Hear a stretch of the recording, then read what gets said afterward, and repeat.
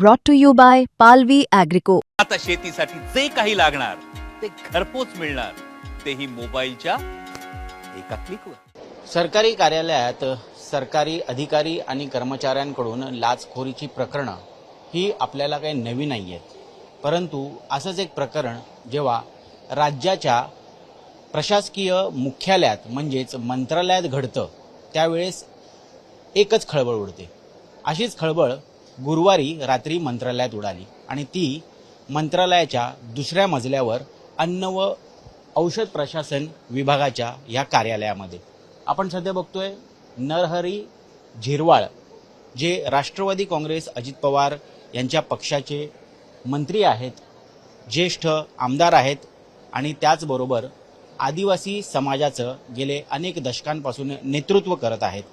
या नरहरी झिरवळ यांच्या कार्यालयात अँटी करप्शन ब्युरोने धाड मारली आणि या धाडीत त्यांचा एक लिपिक म्हणजेच जो क्लर्क आहे ज्याचं नाव राजेंद्र ढेरिंगे आहे त्याला 35,000 रुपयांची लाच घेताना रंगेहात पकडलं.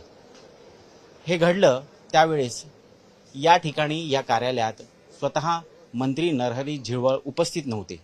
परंतु ज्यावेळेस ही कारवाई करण्यात आली त्या कारवाईच्या पाठीमागे कुठेतरी जे तक्रारदार आहेत त्यांनी हे स्पष्टपणे सांगितलेलं आहे की त्यांच्याकडनं 50,000 रुपयांची मागणी करण्यात आलेली होती. ही मागणी कशाला करण्यात आली तर अन्न प्रशासन विभाग जो आहे याच्या अंतर्गत मेडिकल स्टोर्सचे परवाने हा विषय येतो आणि या विषयामध्ये लातूरच्या एका मेडिकल स्टोअर ओनरने कुठेतरी 50,000 रुपये मागितल्याची मागणी माझ्याकडे झालेली आहे अशी तक्रार अँटी करप्शन ब्युरोला दिली.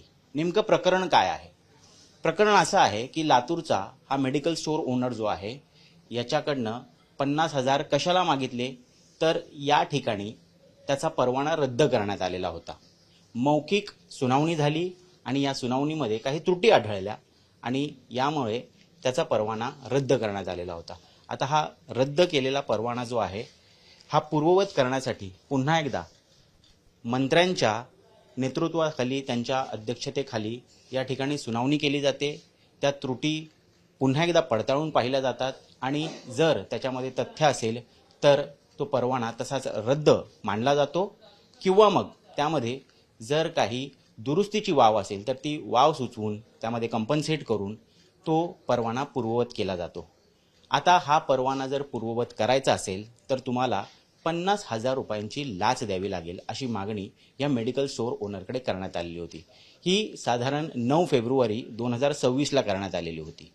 त्याच्यानंतर 11 तारखेला पुन्हा एकदा राजेंद्र ढेंगिरे हे जे लोकसेवा लिपिक आहेत यांच्यामध्ये आणि संबंधित तक्रारदारामध्ये त्या ठिकाणी संभाषण झालं.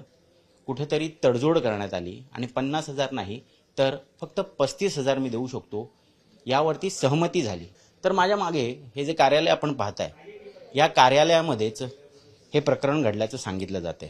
अँटी करप्शन ब्युरोचे 6 कर्मचारी जे आहेत 6 पोलीस कर्मचारी यांनी या ठिकाणी धाड टाकली आणि ह्या कार्यालयाच्या कॉर्नरला जी सीट आहे या ठिकाणी लिपिक राजेंद्र ढेरिंगे हे बसत होते.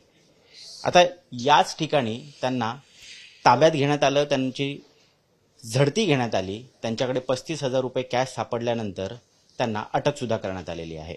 यामध्ये त्यांच्यासोबत आणखीन एक व्यक्ती असल्याचं सांगितलं जातं आहे, त्यालासुद्धा अटक करण्यात आलेली आहे. आणि आपला जबाब नोंदवत असताना या ठिकाणी राजेंद्र ढेरिंगे यांनी स्पष्टपणे सांगितलेलं आहे की कुठेतरी वरिष्ठांकडनं त्यांना हे पैसे घेण्यात यायचं सांगितलेलं होतं आणि या कारणामुळे त्यांनी हे पैसे घेतलेले आहे. अर्थात हे दावे आहेत, ह्या आरोपांमध्ये किती तथ्य आहे याची पुढे चौकशी होईलच. परंतु ह्या प्रकरणामुळे संपूर्ण मंत्रालयाच्याच नव्हे तर राज्यभरातल्या प्रशासकीय वर्तुळात एकच खळबळ उडालेली आहे. आता यामध्ये 2 गोष्टी आपल्याला पाहायला मिळतात. एक तर भ्रष्टाचाराविरोधातली मोहीम जी आहे ही अतिशय आक्रमकपणे सरकार राबवताना दिसते आणि त्यामुळे एका मंत्र्याच्या कार्यालयात ते पण मंत्रालयात दिवसाढवळ्या एका कर्मचाऱ्याला अँटी करप्शन ब्युरोकडून धाड मारून अटक करण्यात येते. तर दुसरीकडे याचे राजकीय पडसाद काय आहेत याचीही चर्चा मंत्रालयात रंगलेली आपल्याला पाहायला मिळते. नुकत्याच सुनेत्रा पवार यांनी उपमुख्यमंत्री पदाची शपथ घेऊन कारभार हाती घेतलेला आहे. अजित पवार हयात असताना त्यांच्या नेतृत्वात ज्या पद्धतीनं सर्व मंत्री काम करत होते, त्यांचं संपूर्ण नियंत्रण हे त्यांच्या मंत्र्यांवरती, त्यांच्या आमदारांवरती, खासदारांवरती आणि तसंच प्रशासनातल्या अधिकाऱ्यांवरती सुद्धा होतं. परंतु हेच नियंत्रण आता राहणार नाही का असा प्रश्न या निमित्तानं उपस्थित होतोय. त्यामुळे हा एक खूप मोठा सिग्नल आहे की सुनेत्रा पवार यांनी उपमुख्यमंत्री पदाचं सूत्र हाती घेतल्यानंतर त्यांच्या अंडर काम करत असणारे जे सगळे राष्ट्रवादी काँग्रेस, अजित पवार ह्या गटाचे, ह्या पक्षाचे जे मंत्री आहेत यांच्यावरती प्रशासनाचा, मुख्यमंत्र्यांचा आणि गृह विभागाची बारीक नजर असणार आहे. दुसरी महत्त्वाची गोष्ट म्हणजे हे नरहरी झिरवळ तेच मंत्री आहेत ज्यांनी या ठिकाणी सत्तेत सहभागी असून सुद्धा मंत्रालयात एक मोठं आंदोलन केलेलं होतं. जवळपास 2024ला ऑक्टोबरच्या महिन्यामध्ये हे आंदोलन करण्यात आलेलं होतं. त्यावेळेस आरक्षणाचा मुद्दा जोर धरत होता आणि एसटी या प्रवर्गातून धनगरांना आरक्षण देण्याबाबतचा विचार सरकार करत आहे अशा पद्धतीच्या बातम्या येत होत्या. याच्याच विरोधात आक्रमक भूमिका घेऊन नरहरी झिरवळ यांनी सर्व आदिवासी आमदारांना सोबत घेऊन मंत्रालयाच्या याच तिसऱ्या मजल्यावरती आंदोलन केलेलं होतं. आंदोलनाचं स्वरूप काय होतं तर त्यांनी थेट या तिसऱ्या मजल्यावरून उड्या टाकत या जाळीवरती विरोध प्रदर्शन केलेलं होतं, ज्याच्यामुळे अख्ख्या महाराष्ट्राचं लक्ष वेधलं गेलेलं होतं. आणि सरकारमधलेच प्रतिनिधी, सरकारमधलेच आमदार कशा पद्धतीनं सरकारला धारेवर धरतायत असं एक चित्र या निमित्तानं महाराष्ट्रभरात आणि देशभरात गेलेलं होतं. याच्यामुळे सरकारची नामुष्की तर झालेलीच होती, परंतु त्याचबरोबर मोठ्या प्रमाणात सरकारच्या विरोधात रोष असल्याचं विशेषतः आदिवासी समाजामध्ये हे सुद्धा स्पष्ट झालेलं होतं.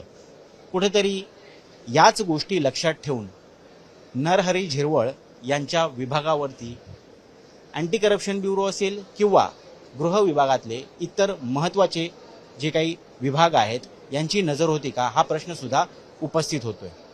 आणि त्यामुळे नरहरी झिरवळ यांच्या कार्यालयातला हा प्रकार अशा पद्धतीनं उघडकीस येणं आणि त्यामध्ये फक्त त्यांच्या विभागाची किंवा त्यांच्या पक्षाचीच नामुष्की नाही तर सरकारची सुद्धा नामुष्की होते. परंतु सगळ्यांवरती करडी नजर कशी आहे हे सांगण्याचा प्रयत्न सुद्धा या ठिकाणी मुख्यमंत्री आणि राज्याचे गृहमंत्री देवेंद्र फडणवीस यांच्याकडनं स्पष्टपणे झालेला आपल्याला पाहायला मिळतोय. दुसरी महत्त्वाची गोष्ट म्हणजे ज्यावेळेस अजित पवार यांचं अपघाती निधन झालं आणि ज्यावेळेस बारामतीमध्ये त्यांच्यावरती अंत्यविधी होत होते त्याच काळात नरहरी झिरवळ यांच्याकडनं एक स्फोटक वक्तव्य आलेलं होतं. ते राष्ट्रवादी काँग्रेसचे पहिले असे नेते होते, पहिले असे मंत्री होते ज्यांनी उघड मागणी केली की पक्षाचं नेतृत्व जे आहे हे सुनेत्रा पवार यांच्याकडे जायला हवं. पक्षाचं अध्यक्षपद असेल किंवा उपमुख्यमंत्री पद असेल या ठिकाणी सुनेत्रा पवार यांनाच ती जबाबदारी देणं गरजेचं आहे.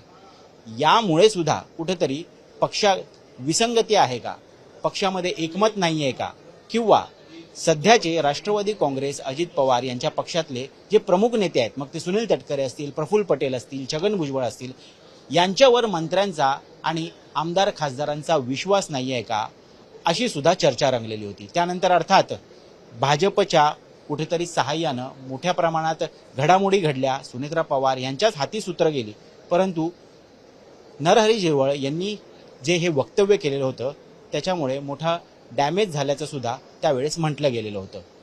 पुन्हा एकदा त्याचीच एक शिक्षा म्हणून अशा पद्धतीची कारवाई करून हा संदेश देण्याचा एक राजकीय प्रयत्न आहे का अशी ही चर्चा सध्या राजकीय वर्तुळात आपल्याला ऐकायला मिळते. त्यामुळे एसीबीची ही जी कारवाई झालेली आहे यामध्ये जरी एका लिपिकाला आणि त्यासोबत आणखीन एका कर्मचाऱ्याला लाच घेताना पकडल्याचं प्रकरण उघडकीस येऊन अटक करण्यात आलेली असली तरी त्याचे राजकीय पडसाद मोठ्या प्रमाणात उमटायला लागलेले आहेत. आणि त्याचबरोबर आता कोणालाही सुट्टी नाहीये. महाराष्ट्राच्या या मंत्रालयात तुम्ही जेव्हा काम करत आहात त्यावेळेस तुमच्यावरती करडी नजर असणार आहे. हा सुद्धा एक संदेश या निमित्तानं देण्याचा प्रयत्न गृह विभागाकडनं म्हणजेच मुख्यमंत्र्यांकडनं झालेला आहे. आपल्याला सगळ्यांना माहिती आहे की ज्या वेळेस मुख्यमंत्री देवेंद्र फडणवीस यांच्या नेतृत्वात सरकारची स्थापना झाली त्यावेळेस प्रत्येक मंत्र्यांचा PS असेल म्हणजे प्रायव्हेट सेक्रेटरी किंवा OSD असेल जो ऑफिसर ऑन स्पेशल ड्युटी, हे जे सगळे महत्त्वाचे अधिकारी आहेत यांचं स्क्रीनिंग झालं. त्यांचं पार्श्वभूमी काय आहे, ते कुठल्या विभागातनं येतात, त्यांच्यावरती कुठला भ्रष्टाचाराचा डाग आहे का, याची सगळ्याची पडताळणी झाली आणि त्यानंतर त्यांची निवड करण्यात आलेली आहे. आणि असं होऊन सुद्धा जर अशा पद्धतीचे प्रकरणं मंत्रालयात घडत असतील तर सरकारसाठी ही चिंतेची बाब आहे, नामुष्कीची गोष्ट आहे. आणि यालाच आळा बसावा म्हणून आता कुठंतरी मुख्यमंत्री हे वॉर फुटिंगला अगदी फ्रंट फूटवरती येऊन या ठिकाणी काम करताना आपल्याला पाहायला मिळतात.